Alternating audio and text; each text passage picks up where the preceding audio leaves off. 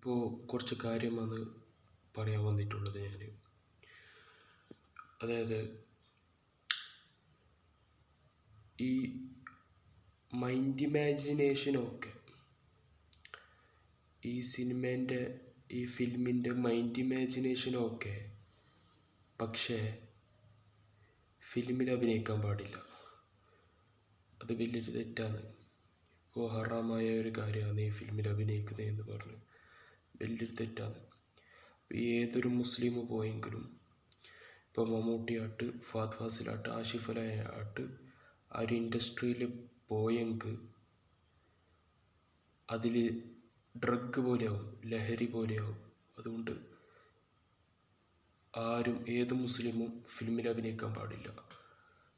അതേപോലെ തന്നെ ഈ ശൈത്താന് നമ്മളെ പല രീതിയിലും തെറ്റ് ചെയ്യിക്കാൻ നോക്കും.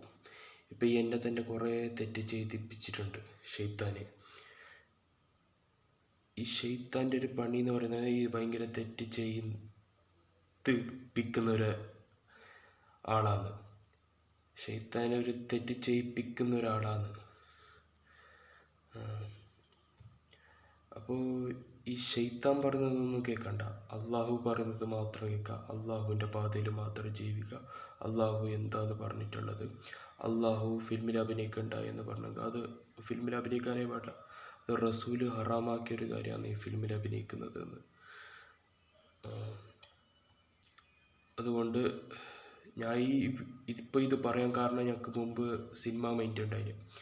ആ സിനിമ മൈൻഡ് കുറയാൻ വേണ്ടിയിട്ടാണ് ഞാൻ ഫിലിമിൽ അഭിനയിക്കണ്ട എന്ന് പറയുന്നത്. അത് ഹറാമായൊരു കാര്യമായതുകൊണ്ടാണ് മാത്രം. ഫിലിമിൽ അഭിനയിക്കാൻ പാടില്ല, അത് തെറ്റാണ്, വലിയൊരു തെറ്റാണ്.